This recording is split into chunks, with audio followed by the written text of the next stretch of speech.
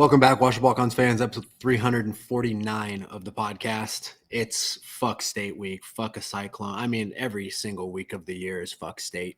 But this one in particular, because for the last 8, 9, however many years, the trophy's been in Iowa City. And my confidence is at an all-time low. I feel like shit going into this week, all right? I need the two co-hosts to pick me up on this one. Give me a little spank on the ass, all right?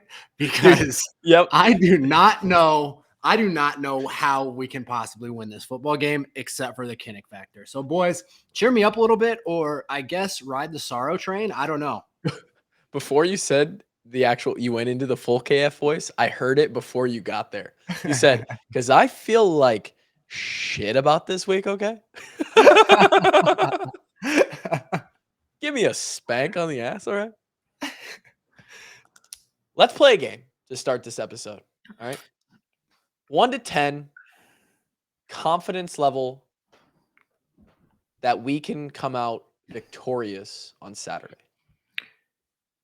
10 being that we can play our Every third time. stringers. Doesn't matter what's happening, that the fix is in. We are winning this football game. 10, yes. Basically, think of it as a Mortal percentage. lock. Think of it as a percentage. 10 is we got word from Matt Campbell that he's throwing this game, and it's a done deal. Well, that's still not a 10 because I don't trust that slimy fuck. Yeah. Dude, he is kind of slimy too. Huh? He looks like a slimy little guy. He looks like a lizard. He looks like he'd always be wet. Exactly. That's what I'm saying. He looks like a guy who's always wet. slimy. You know? 1 out of 0.1 out of 10 being 1 out of 100. The other way. Brian decided that we're only running the B play for every offensive play of this game, and the defense is rioting, and we're guaranteed to lose. Where are we at?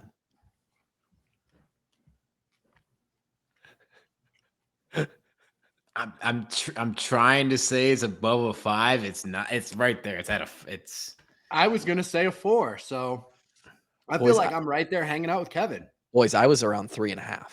Okay, so we're all within that under 500 number. Yeah, I mean, not confident after the offensive showing that we saw last week. I think everyone pretty much understands that. Can you imagine being an Iowa State fan sitting with a +7 bet slip? Would have been nice if you got after it went down. Yeah. Dropped nice 4 points after the game on Saturday. I don't know. Iowa State's also going to have a down year this year. They're losing a lot of talent, especially on the defensive side. But I don't know, man. It's Iowa State. It's going to be a close game. I never even really felt that confident when we were playing, when we had much better teams against much inferior teams. So, honestly, 5 is pretty par for the course, I should say. Quickly, you mentioned the bet slip. It was 6.5 or 7. Now it's down to 3.5. If you are watching this episode on YouTube, you may think to yourself, wow, they look a lot better. And evidently Kevin can't decipher that because he asked, does this look better? But I think we do. We've got a nice little overlay. We actually have our names on the screen. If you watch any other podcasters that do a live over the Zoom call, non-remote, or I guess remote show, it looks about like this, and ours looked like trash because Zoom is trash. Pete trash. So back to this, Kev. Every year we played Iowa State, and Drake, you were there too. I think you remember most of it. Not 2015, I don't. You got that's right. That was Drake's Welcome to College Football Day. Drake got very first play of college football. When they I got put to sleep. The metal fence post tools that you put on top of a fence post and you ran that was you. You got fence posted. I did. Posted. I was knocked unconscious, and I don't remember much of anything. I think you were actually out. Riley McCarron had a cool tackle, right? Oh yeah. For which Clue Um, decided to take the credit and talk shit to Lazar. That's right. That's right. I remember that film. That's right. Who had a big Riley McCarron had a big touchdown, right? He did. Yeah. Okay, I remember some of it, dude, but I'm extremely, extremely hazy on the majority of that game. I don't exactly remember who our running back was that day. Kanziri. Okay. Yeah, see, I'm fuzzy that day. Oh, where I was going with this was when we played, there was always this feeling, Kevin alluded to it, of God damn it, this rivalry will equal the playing field, and we feel like we're the better team.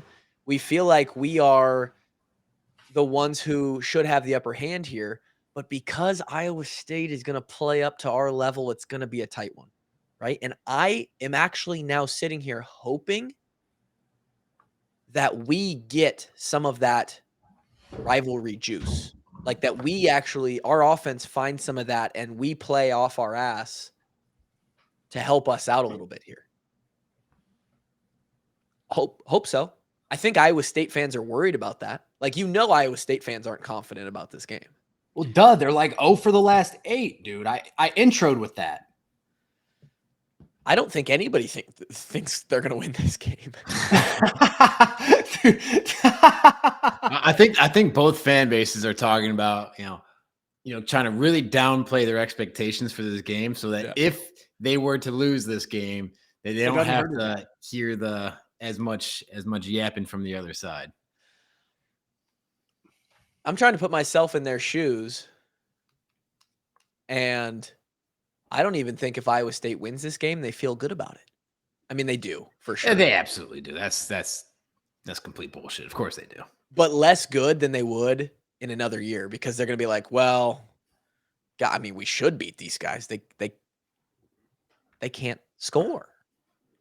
If you can't beat a team that can't score, then you're trash. You're trash, kid. I'm a towel. Yeah. But, Vegas still has Iowa's favorites for a reason. Kinnick Stadium. Vegas isn't wrong that often. Yeah, Kinnick Stadium's worth at least 3 points, yeah. I was going to say Kinnick is the spread here. Here's the deal. Their quarterback, Hunter Deckers, is not experienced, especially in a raucous environment. We watched what that environment did to not one, but 2 Penn State quarterbacks last year. This game will end as the lights go down, right? It's going to be a little darker by the fourth quarter in Iowa City. I feel good about it being in Iowa City. If this game was in Ames, I would be concerned. Yikes. I don't even know. We're going to get into more Iowa State stuff here in a second. I think both Drake and Kevin asked me, what's this podcast going to be about? Like, what are we even going to talk about? I'm going to do a little housekeeping here. If either of you two on this show with me have not come up with your top 5 cereals or your 3 bets of the week, do so now because I'm going to talk for a little bit. There's no way I get you 3 bets this week, but I can probably get you 5 cereals. Pull up Vegas Insider and pull up the NCAA football lines. I'm going to talk. No, I'm not betting NCAA. You know that. Okay. All right. Well, I want to take a quick second to recognize a lot of the people who were on board for our advertising this year. This is not an advertisement for them. It's simply just a shout out. Shout out to the iHeart people. I know a lot of you who listen to this show are confused on why our show has so many advertisements. I tried to explain it the other day in one of the ads that the way we make money is through advertisements and sponsorship. The way that the other Iowa podcast people make money is that they are employed by the Gazette or the Des Moines Register or other publications, and they make a salary for them so they can create their shows without having to do advertisements. If we didn't have money coming in through advertisements on this show, my wife would divorce me and I would be a single father to be. So can't have that, right? Classic Cooking Grills, Copyworks, the Hazy Hideaway, which Drake is basically the poster boy for, should be at least. Woo! Local craft seller, Linder Tire, Air Comfort, Herteen and Stocker Jewelers, Country Landscapes, and Lepic Kroger Realtors, all on board for the advertisements. You'll hear a bunch of those or you won't if you skip through. I also want to let you guys know that if you want to skip those advertisements, you don't want to, they're not even going to be in the podcast. You don't even have to skip through them, beginning, middle, or end. Sign up for the Patreon, huh? You get that ad-free viewing and listening. And now Drake and I are doing a DHT every week. We're doing a live show that may go only to Patreon members at some point. Half the money goes to the kids. You get exclusive merchandise opportunities like this goopy shirt that I'm wearing right here. Kevin just said it's the softest in the game. And you also get discounts on all of our regular merchandise. So that's patreon.com/washedupwalkons. That's all you need to know there. Okay. I want to go all the way back, Drake, to something that was said in the Discord like a month ago, maybe at this point. Somebody put in the questions. I could pull it up for real so I could read the whole thing, but it was something along the lines of, when you guys hear Back in Black, do you still get that feeling? And your response, Drake, was essentially, I'm dead inside. I don't feel anything. Nothing pumps me up anymore. Dude, Back in Black doesn't do it. I just don't understand. You're a little quiet there too. I don't know if you moved away from the mic or what, but yeah, man. Back in Black just doesn't do it for a guy anymore. You don't feel anything when you hear it. Do you feel anything ever? Dude, I felt pretty tired today at jiu-jitsu. That emotionally, not physically. Oh God. That's gonna be a hard no from Drake. I'm trying to find the No, I do. I do feel things, but like pumped up from that is just not one of them. I don't know what to tell you, boys. It just doesn't do it for me. Now, if I was in the stadium feeling the energy of the crowd while Back in Black was playing, that would fire me up. But if I am in Walmart shopping and Back in Black comes on over the PA, I'm not hyped. I'm not automatically just like daydreaming about Iowa football. I'm actually daydreaming about how I'm glad I'm not a part of this team. Yeah, I mean, you hear Black in Black anywhere else besides Kinnick Stadium. It's another song. It's a good song. It's classic. But yeah, now if I'm in the stadium, when you're back in Kinnick and you're in your seat, you hear the bam, and then you see the Hawks start coming out of the tunnel. It still hits a little bit. Just being back in Kinnick would make me feel things. I wouldn't even need to hear the music. So that there would be all types of different things. I was just saying that about the song. So what do we got to do to get Drake Kulik back in Kinnick this year? Oh, no chance. Well, that's a good conversation. I got fight and shit happening, dude. You're busy this year. Fight. So Drake, let me ask you a question. Got to get me a press pass. If I'm on the sideline, I'll do it. But it's got to be a huge fuck you to the University of Iowa. I got to have a press pass. I think we can make that happen. Oh my God, that's just such a liability. I think we can make it happen. We will look into it for next year. We're probably a little late on this year. Sure.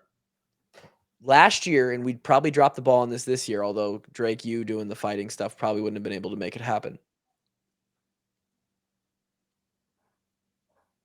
The Wisconsin game, I suppose it's going to be in Wisconsin next year, so it's going to have to be 2 years from now.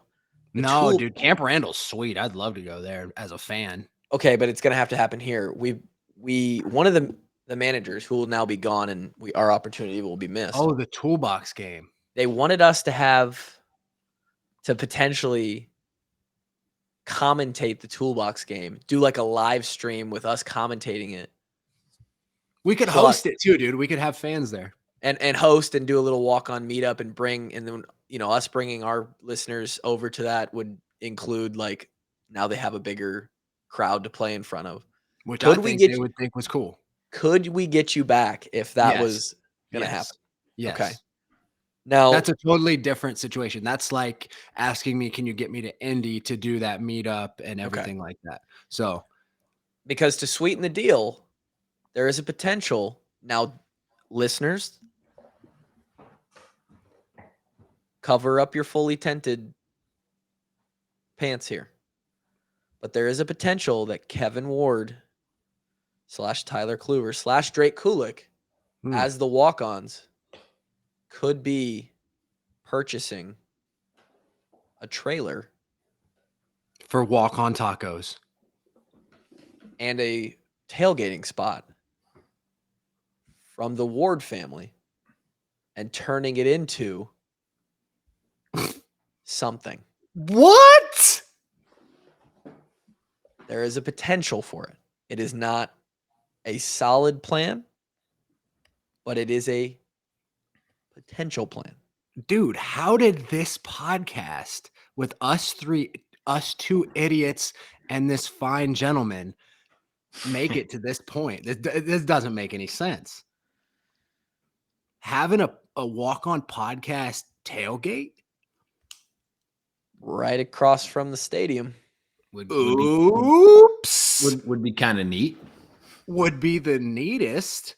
If there's any way to sweeten the deal, you just did it. Okay. We can get Drake back to Iowa Dude, I'll City. clear my schedule a couple of times for that. How did you just get me back to Iowa City? Yeah. What the fuck? Yeah. Well, Kevin and I had a conversation the other day about your aversion to the state and the city. But if we can get you back with that, that's good. Yeah, you sold it to me right there. Let's Okay. buy that son bitch. Okay. A lot of thoughts and ideas percolating. I don't know if that's a word in my mind. Percolating is absolutely a word. And there's a lot of ways we could take that. We are going to continue to explore the ideas for that as we move on. You know where we just so happen to be right across from is the Iowa Children's Hospital. Yeah. It's pretty sweet. It is. That's our charity of choice. It's just next door neighbors. And if you so choose to sign up for the Patreon, half of your money Patreon.com/washedup-walk-ons. It's going straight $8 to the tier gets you straight into Dickhead Tuesday and the call-in show. Drake's selling it. No, call-in shows for everybody. Well, it shouldn't be. You should only be able to call in if you're on our Patreon. We'll upsell later. Okay. You are Coach Ferentz. Me? You are now Coach Ferentz. Oh, shit. Oh, okay. no. Oh, shit. Drake Kulik, all right. Head coach of the Hawks.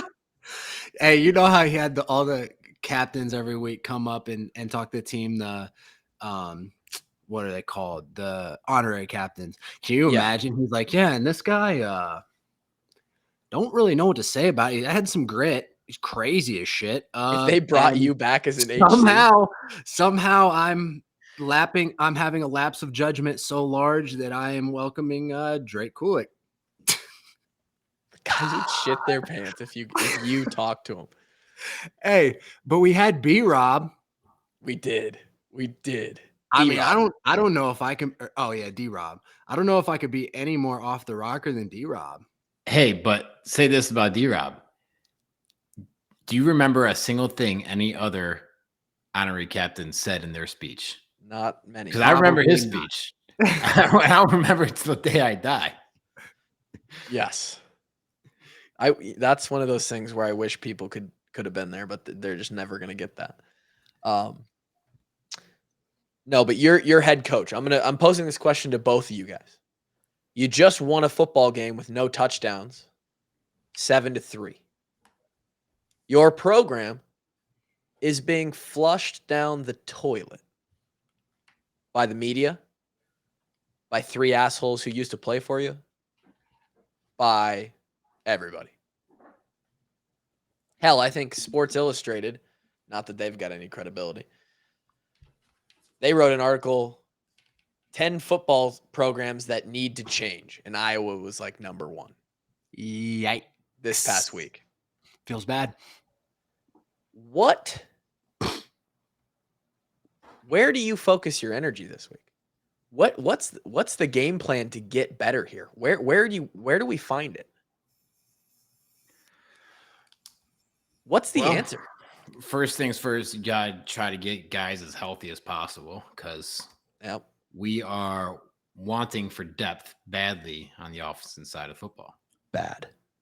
And we unfortunately cannot, as evidenced by Saturday, we cannot afford to have any of our guys out. We lost 2 defenders too. What?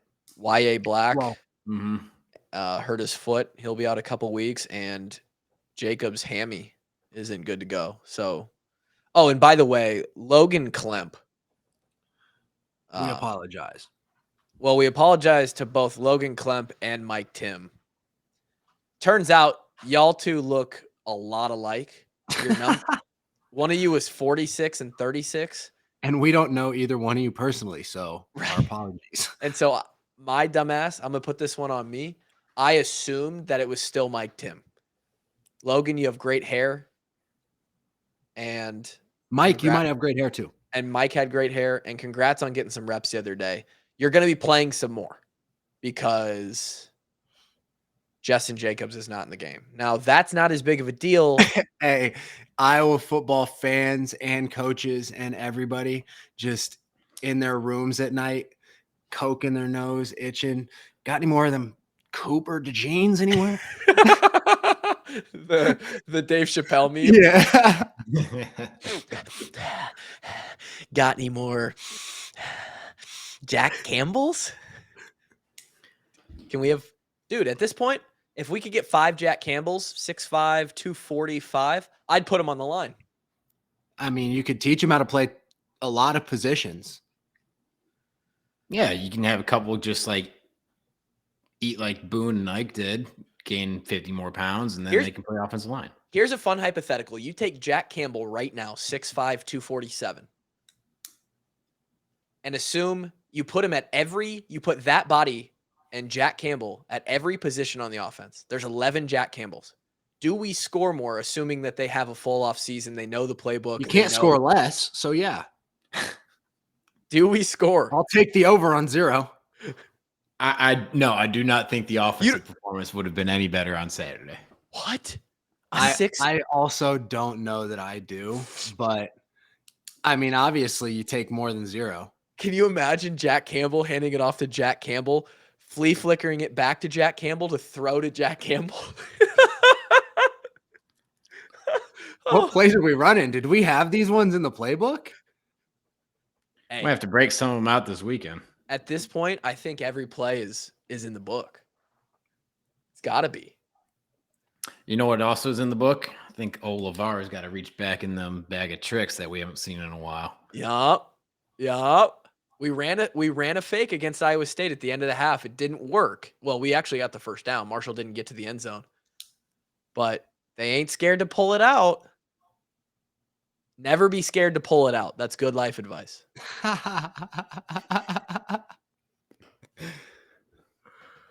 Take that as you will. You could apply that to multiple different situations. I agree, Kev. Health is big, right? But like, you're only going to be so healthy. Right. Yeah, exactly. You can only do so much in that area. I think the first place I look is if the offensive line this week had to watch 10 hours of film and do 3 hours of walkthrough and just standing on the field next to each other, talking about scheme and maybe doing a few center QB exchanges out there as well. That's where I would start. Hey, yeah. I mean, Iowa State run a 3-4 defense. Yeah. They do that 3-3-5. It's like a 3, stack. But it is a 3 front. It's not a 4-3. Oh, no. Could confuse the boys this week. Dude, I played on 2 offenses in back-to-back years with some very good offensive linemen that could not figure out a 3-down defensive front, boys and girls. That is not good for a young Iowa offensive line blocking a zone scheme when they don't exactly know how they're supposed to play it. Yeah, I mean, valid concern. I would say that if They're- you go they're- back in history and look at Iowa offenses against 4-3 versus 3-4 defenses, you'll see that there's like a reasonable drop off in production. I really believe that. Right. And, there were guys that looked just lost last Saturday versus a basic 4-3 look.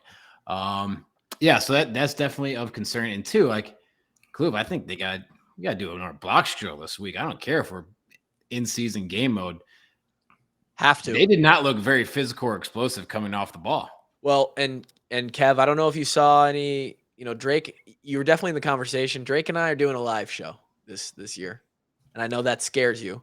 It does. It absolutely does. It terrifies me. The people loved edition 1. Ike and Josie loved the and Bo Ike and Josie and Bo said they're going to try and call in. Well, the people don't exactly have to have a career that is associated with you two. So just make it so that I can, maybe get another job at some point in my lifetime. Why would you ever want to be more than the CEO of Striker, dude? You're making like $6 million every month to just hang out and play booze. I guarantee the CEO Striker, the actual one, makes more than $6 million. He does. I said a month. Oh, okay. Well, depends how the stock does, but no. 72 million, that's a different story.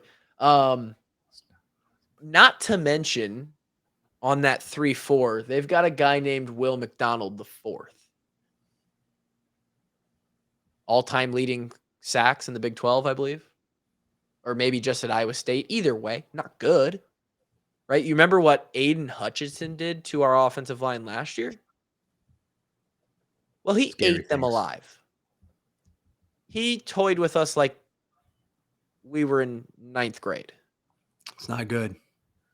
So that's an issue.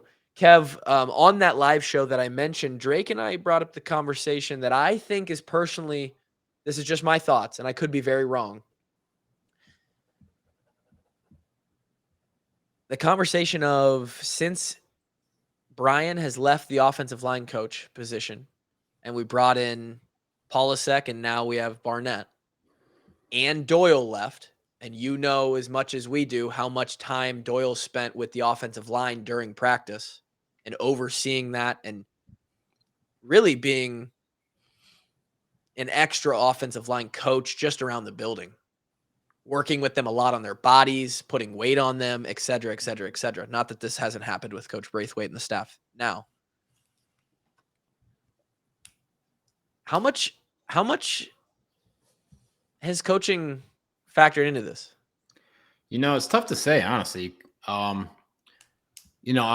thought pretty highly of Coach Polasek. I thought he did a good job coming in. I thought he was a good coach. I think some of the guys in that room had a lot of respect for him and liked the way that he coached, and both technique and just his coaching style. I can't say I know much of anything about Coach Barnett. Yep, I don't either. I haven't been back to a practice since he's taken over, so I can't really get a feel for the guy. Haven't really, I couldn't say one thing or another about him. So it's a valid concern though. Like, if it continues, Coach Brian sure, coached right? some really good offensive lines. Yeah. Coach Polasek picked it up, and I thought he did a good job for the 3 years he was in the gig. It's a big role to fill. But the last 2 years under this new coach, can you argue talent's going down? Yeah, maybe. There's other factors. But they just have looked very poor these last couple of years. And Drake and I, we kind of explored that last year on I believe a DHT actually, how they've recruiting has, we've missed, right? Tristan leaves early, Lindy leaves early, a couple other guys retire. We also talked about, Kev, how it seems like we're a little softer. We got a little soft serve ice cream, little Dairy Queen going on in there. Yeah, I 100% agree with that. Some of the lines in our plan. There ain't no goddamn Robert Galleries out there, is what I'm trying to say. Yeah, ain't nobody trying to rip another man's face off, and I think that's some bullshit. Like I think back to our early years, like Brett Van Sloten and Brandon Sheriff, Andrew Donald Mean. were Nolan nasty, McMillan. mean, nasty dudes. Exactly. They had like a little swagger to them that Dude, they Brett played Van mean. Sloten was one of the most low-key terrifying people. How is he so old? He was the nicest guy off the field ever. You put you on the field, like he is tossing you around, shoving you after plays, like driving you into the dirt. It was terrifying to be on the scout team across from him. Swear. And But, where is that goddamn mean streak? I mean, exactly. No, you're right. And I mean, I don't boys, know if that Sheriff comes would have from- killed somebody. We heard about it. Sheriff hated his sister. Sheriff will beat up his family if it means he can get a first down, right? Sheriff beat up his family if it means to beat Iowa State. I think he might have said those words. Yeah, that's a legend. Sorry, Brandon, we're putting words in your mouth. What I'm saying though, Kev, is, but like Tristan, AJ, like just dudes with a little bit of mean streak to them. and it's my question. I said yesterday, I believe the exact words were, I think it would be naive of anyone, regardless of your feelings about him in the program and everything that went down, to think that the edge, the mean streak, that tenacity hasn't gone down a little bit because Coach Chris Doyle left the building.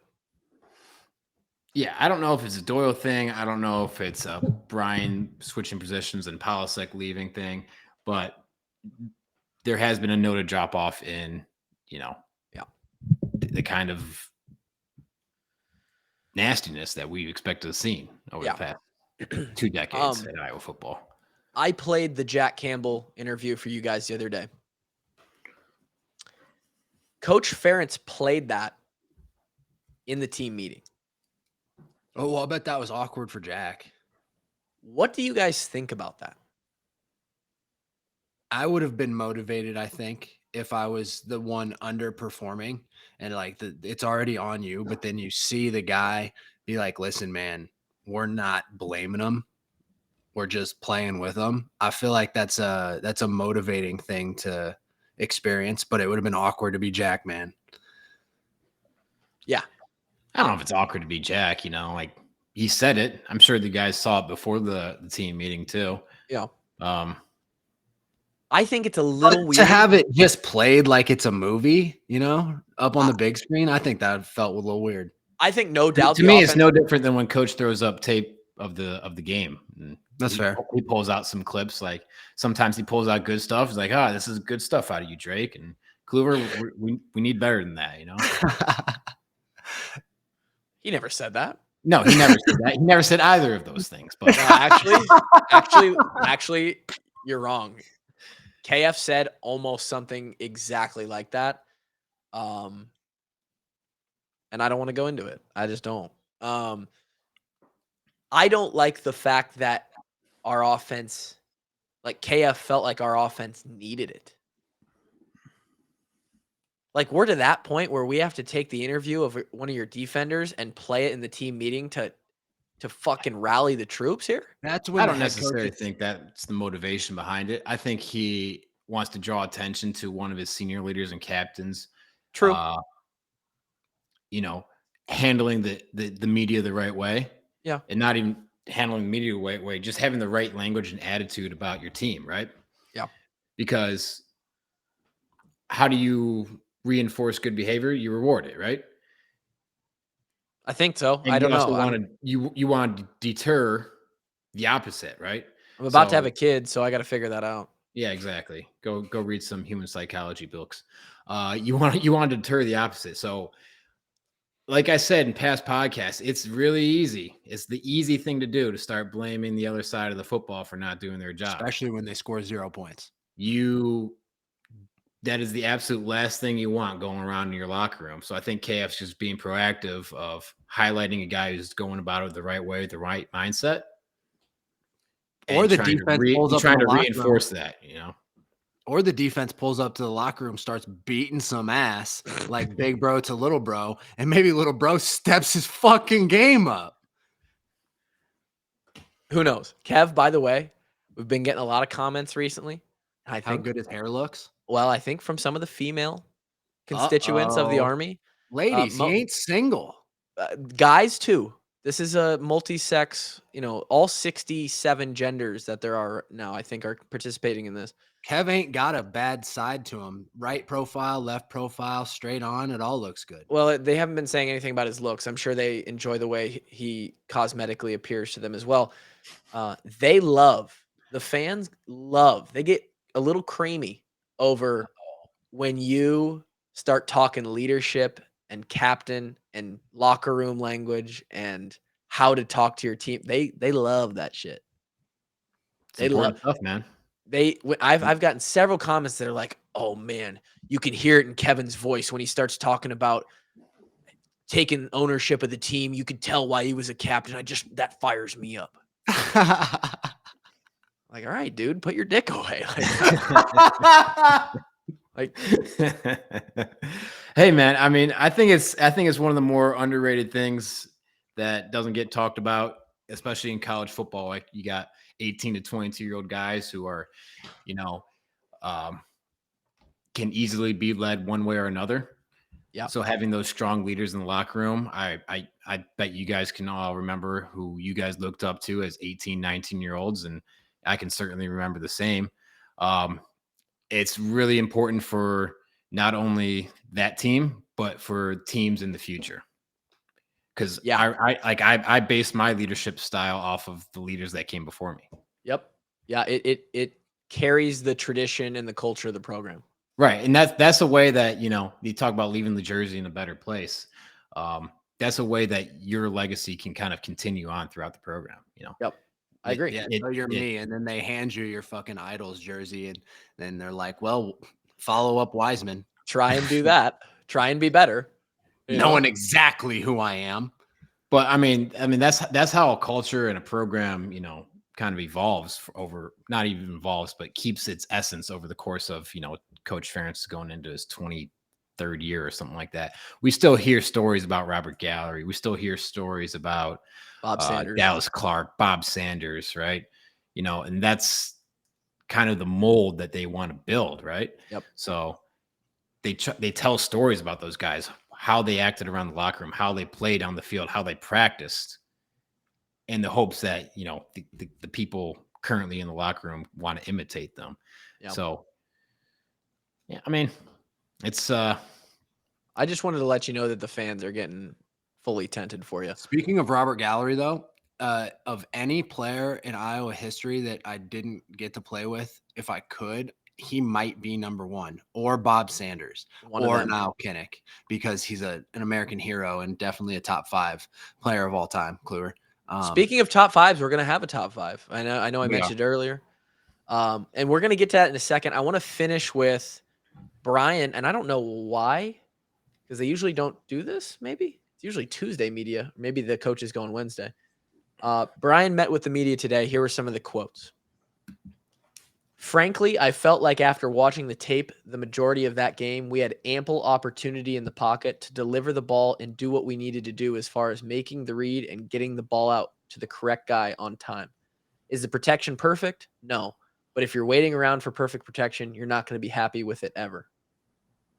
Whether there are protection issues or not, do we have ample time to deliver the ball and get it where it needs to be? And if the answer to that was just simply no, 95% of the time, I think we'd have to evaluate where we wanted to go moving forward. But even when the protection is not clean, decisions need to be made faster. The ball needs to be released faster, and that's the bottom line.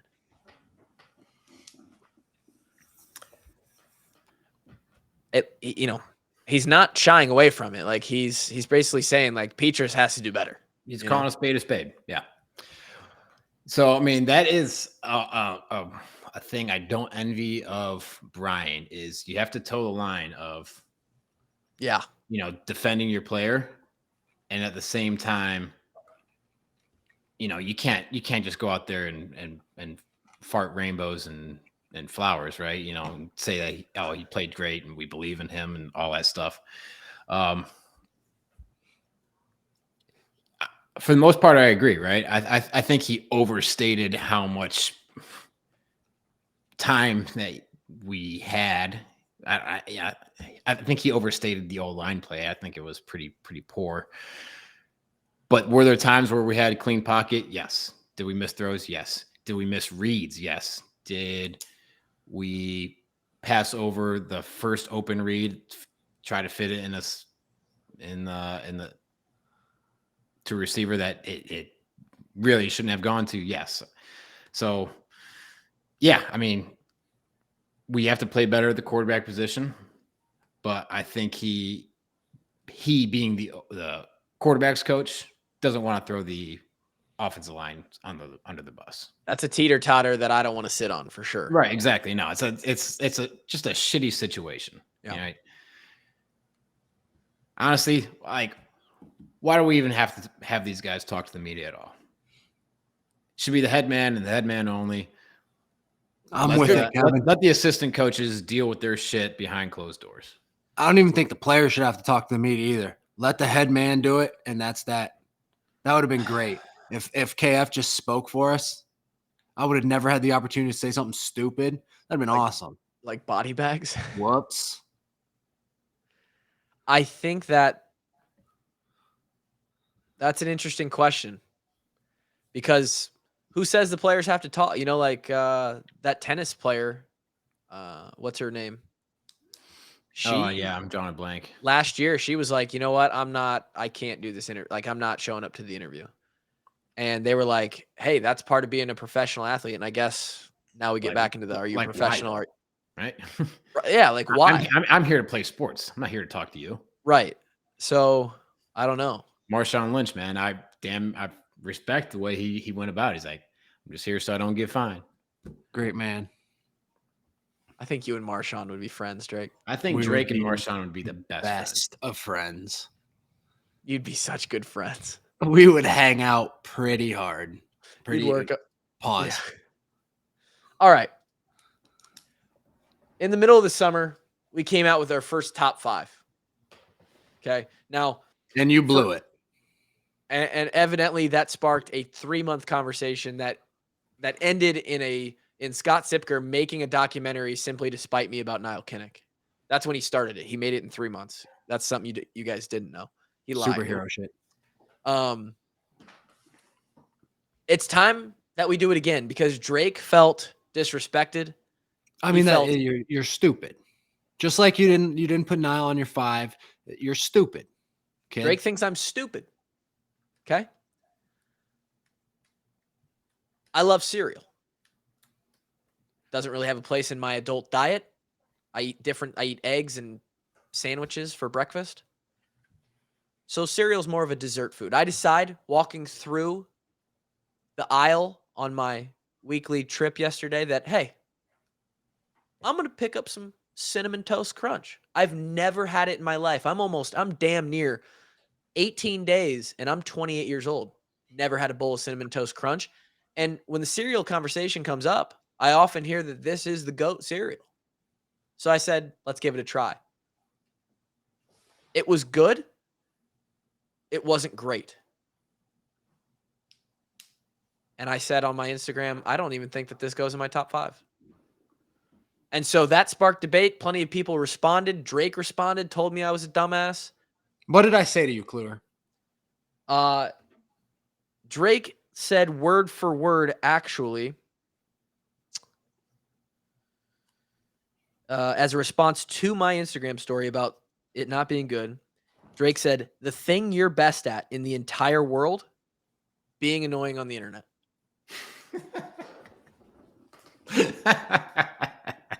My response, and making a living doing it. And what did I respond? The dream. So here we are. If all those things aren't the most accurate thing I ever heard in this podcast. So here we are with our second official walk-on top 5. The top 5 cereals in each of our opinion. Would anybody like to lead it off with their 5th one? They're great. Number 5, Tony the Tiger Frosted Flakes. Tony the Tiger. Oh. I'm weak. Oh my god. Okay. You got Frosted Flakes at your Frosted number Flakes, 5? number 5. Yep. Number 5 spot? Okay. Drake? Hey, I'm going back to summer conditioning of our senior year when Doyle told me to stop running like I was Fred Flintstone. We're going Fruity Pebbles, baby. In the 5 spot. Okay. All right. All right. My 5th, rounding out my top 5, higher than Cinnamon Toast Crunch on my list. Again, personal taste buds and preferences here.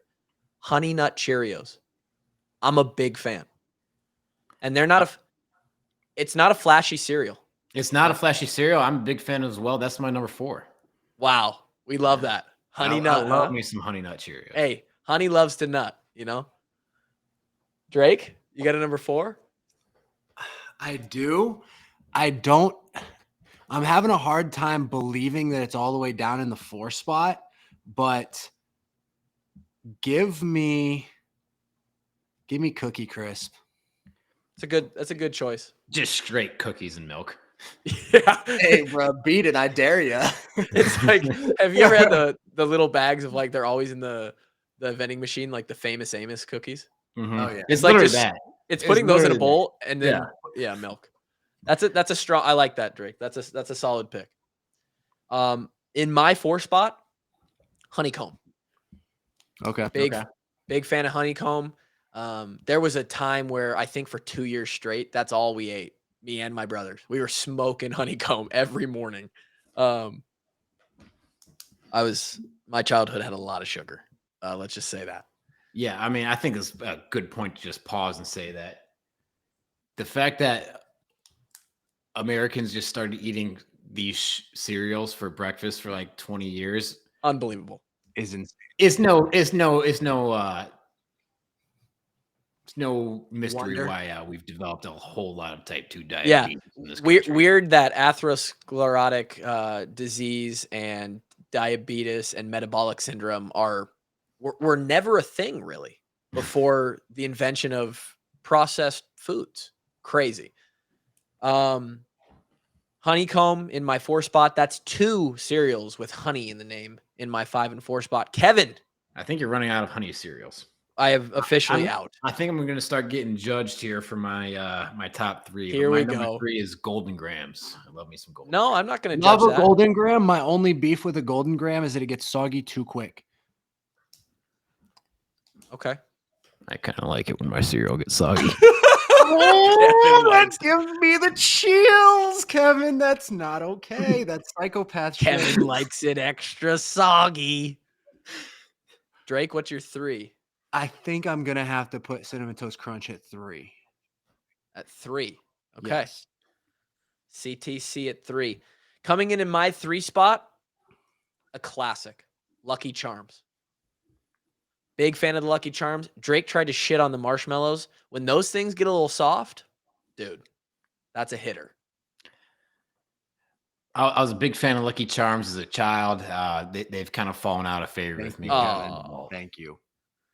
All right. Kev, what's your 2?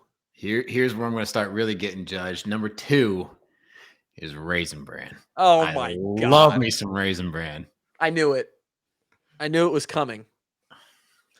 Kevin, you're 78 years old. I just like taking a good Raisin poop, Bran right, is man? your number 2? Number 2, baby. Let's go. You're going to get more shit than me. Oh yeah. I knew when I started putting this list together. I was gonna start Drake is distraught over the second cereal choice. Drake, help us out and give us a real number 2, something worthy. Peanut Butter Crunch. Captain Crunch, Peanut Butter Crunch.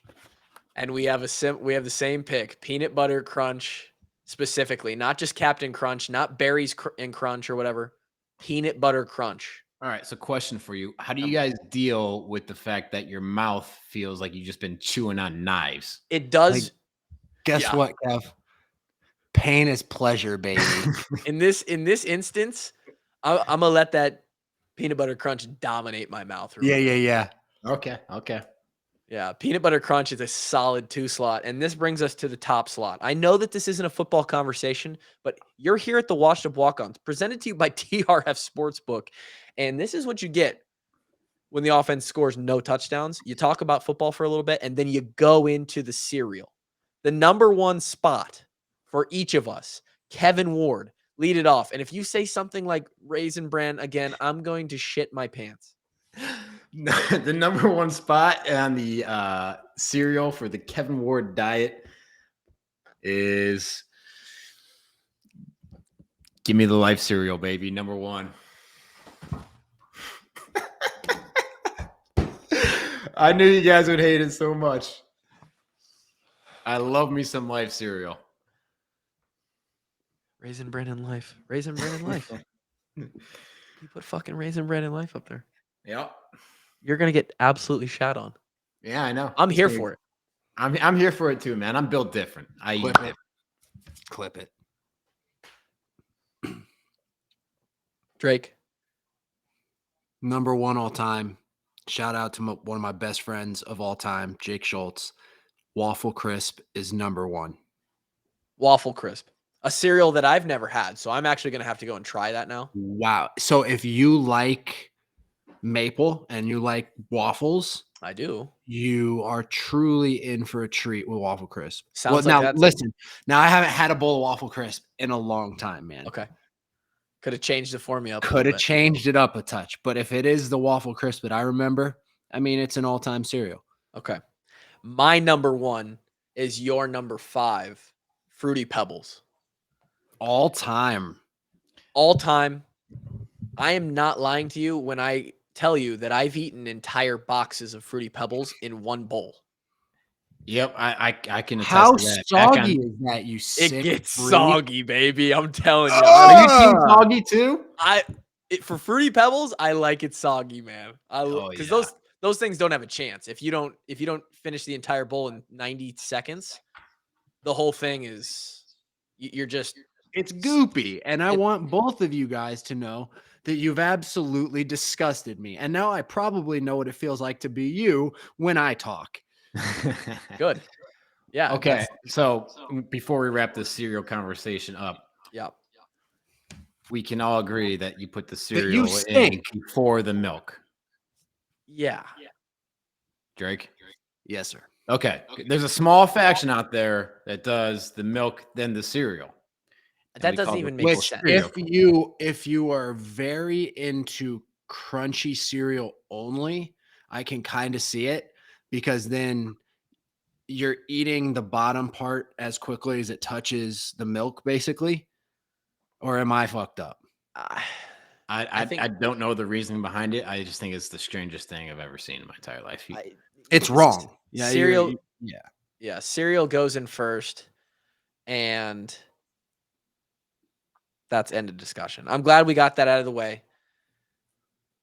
I thought that me having Cinnamon Toast Crunch out of the top 5 was going to be the most controversial thing, but Kevin decided to go with. Okay, we're gonna Raisin move Bran on. and life cereal, baby. Let's go. Kevin. All I do is win, win, win, no matter what. Got money on my mind, I can never get enough. And every time I step up in the building, everybody hands go up. And we're back with the Awards Winners segment, the first one of the year, brought Year to you 2 by, or year 3? This is year 3. I think this is year 3 of Awards Winners, brought to you by DRF Sportsbook. We also have the boost of the week, and I don't know if you guys saw it. You probably didn't, Drake, because I you're did not on. see it. Why are we not being consulted on it? To be honest, you're not a sports betting guy. You're an idiot. Yeah, well, you guys can give your opinions on it. I saw it and I liked it.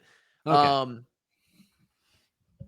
The Walk-Ons times DRF Sportsbook collab boost of the week. It better be a parlay. No, it's not a parlay. Yeah, No, you're we a only get jerk. one game. Yeah, we're not. We I only don't- get one? Yeah. The Navy midshipmen to beat Memphis. Odds at 185, boosted almost 100 points to 278. Tell me, what do you think about it? I don't like it at all. Okay. At all. If we're being perfectly honest, I'm not a huge fan of that pick. Okay. Navy's kind of struggled in the last couple of years, and they just lost to Delaware 14-7. That's not good. It's not good that you didn't know that before you picked them. It's not good that you didn't consult us. To be honest, boys, had a lot on the plate today. So it was kind of crunch time that we needed to get a pick over there. So I got on there real quick and thought, I like it. Now, to your credit, Memphis has not been as good in the last 2 years as they were previously. They just got shellacked by Mississippi State, I believe, but I still, oof. Okay. I'm cool. Maybe the boost prices it in, but at plus 185, I definitely would not touch it. But how about plus 278? Maybe I can get That's why we're doing it. We got the boost going on. Why wouldn't you just boost the Hawks? You bald fuck. You want to boost the Hawks right now? Dude, at Hawks least we need get to them boost for a right better number and we don't have to watch Navy versus Memphis to maybe make some money. Well, the boost of the week is Navy midshipman. If you guys want to hop on board, This is why Kluver stinks. and ride a little bit on some fun, take those plus 278 odds and let's see what we can do. Let's make a little green. I hope Navy wins and makes you guys look like assholes. I hope you go back to Orlando and get in a gunfight. Which, by the way, that almost happened. Well, it would have been very one-sided. The Purdue pick from last week, damn near hit. Damn near. Just need one more stop. That did not. Now, that was a pick I could get behind. That was a good pick. Yeah, I like that pick too. So we're here at Ward's Winners. I forgot. Does Kevin go first or did we go first? Kevin goes first. It's his segment. Yeah, you're right. Kevin, give us your picks. All right. I think my favorite pick of the weekend is the under on the Michigan-Hawaii game at 68. Hawaii has struggled in their first 2 games of the season, and I don't see them scoring possibly any points against Michigan's defense. So I put them at 10 points scored from the Hawaii Warriors max. So I like the under at 68 in the I love that Michigan Hawaii game. I think it's gonna be like a 56-0 game. Love that. Also, big fan of Arkansas -8 versus South Carolina. Arkansas coming off a big win over Cincy. They covered for me last week. I expect them to cover again.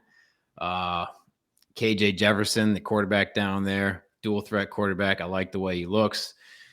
South Carolina with a win over Georgia State, 35-14. 2 of those touchdowns were blocked punts. I do not expect them to get that lucky versus versus Arkansas. So I like Pig Suey to cover -8 at home versus South Carolina. And then the third pick, man, I toiled over this one a lot. But I'm trying to talk myself out of it. Like it's you need our help? Too obvious. It's too obvious. It shouldn't hit. It's way too obvious. It's the Iowa State under at 40.5, man. It's the under 40.5, 40.5. Dude, last game 21. was 10. So let's remember our defense is great. Their offense probably not that great. Our offense not great. Offense, and even though their new defense not quarterback. great, we still can't beat them. Or we still can't beat their defense. 40. They think this game's going to go 21-20? I don't. So From where? Are the fans scoring the points? That's wild to me. Pick 6 here or there might be the difference, but okay, so this actually creates a conversation I'm going to end the podcast with, but I'm gonna whip around to my picks so that I don't know if Drake's going to even have picks. It might just be picks. Kevin. I got them. Okay, cool. I like that. My first pick, I watched North Carolina score 100 million points. And now, granted, their defense is terrible, right? They run out basically a middle school team for their defense. So take the over. That's how they play. but they're playing Georgia State, and I like North Carolina minus a touchdown. -7 versus Georgia State. I just feel like if they can score that many points, I don't even care what they have on the side defensively, right? Ohio State, these games are always like I usually You're taking this monster spread, aren't you? You usually stay away from this, right? How can they score and win by that many points? But they do. Alabama and Clemson and these teams, they literally beat these teams by 100. I'm seeing Ohio State as we record this at either -44.5 or -45. Give it to me. -44.5 over the Arkansas State Red Wolves. And then I'm going to the scholastic matchup of the week, Duke versus Northwestern. I'm seeing -9.5, -10. I like what Northwestern put on film against Nebraska. Nebraska, not a great team. I don't have any faith in Duke's football team. First-year head coach out there. Give me Northwestern -9.5 or -10. And these lines may move. Remember, when you guys listen to this a day later, the lines might not be the same. So don't just go and bet these blindly. Make sure you take a look. But I've got Ohio State money line, not money line. Ohio State spread, Northwestern spread, North Carolina spread. Real brave prick on that Ohio State money line. Real brave. Commend you for that. Give me Ohio State to win the game. -12,000. All right, Drake, what do you got? All right. So Thursday night football tomorrow night, we have Bills versus the Rams. And I'm seeing that the Rams are getting 2.5 points at home. Can somebody confirm or deny that? Because That is confirmed because the Buffalo Bills should be the best team in football this year. Which is okay because if the returning champs are getting 2.5 points in the NFL at home, I'm gonna take them week 1, just because anything can happen week 1. And I don't know, man. That I'm just gonna take the 2.5 points there because it's the NFL. And then we are gonna go to Glendale, Arizona, with the Arizona Cardinals getting 6 points against the Kansas City Chiefs at home.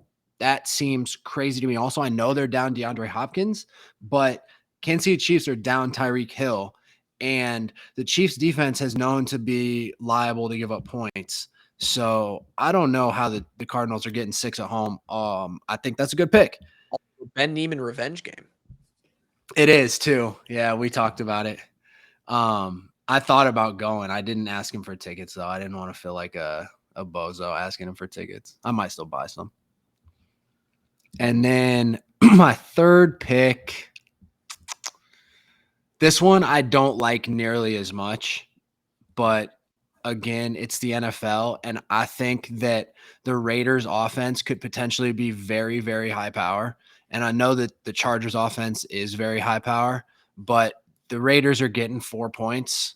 I don't know, man. I think they can score enough on offense that 4 points feels reasonable. So that'll be my third pick. Yeah. They have Devontae Adams. They have Josh Jacobs. They have Darren Waller. They've got a quarterback who's not afraid to throw it all over the yard and had a good year last year. So I feel like they have enough weapons on offense to really make things happen. Chargers are dangerous too. Dangerous, man. And if the Chargers score 50, then so be it. Yeah. Like the bet doesn't hit probably, but on the off chance that the Chargers only score 36, like I think that Vegas can very, very well score 33.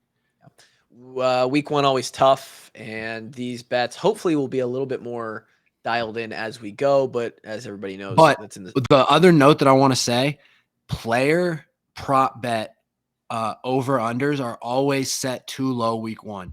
You can absolutely hammer a bunch of player props for like 50 rush yards for the starter over, or like McCaffrey 3.5 catches over. You know what I'm saying? Devontae Adams 60 yards receiving over. There's just a ton of over under. You just hammer those, and you'll probably come out pretty far ahead.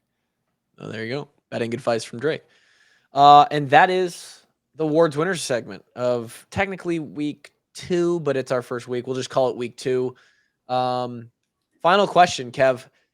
if this thing goes over 40.5, what are the odds that the weirdness, the magic of the Cyhawk, like, what if these two teams come out and score like 4 or 5 touchdowns apiece? Like, what are the odds that happens?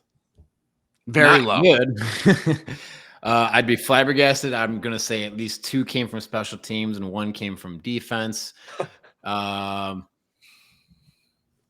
yeah, that'd probably be my one on a trick play and 1 just on a Hail Mary that, some guy just beat another guy 1-on-1. That's how you get 5 touchdowns each side. Okay. All right. Yeah. Sounds good. I anticipated a low scoring affair. I think Iowa's defense definitely has a bigger challenge than they had last week. Yep. But I still think I think our back end matches up really well against their offensive weapons.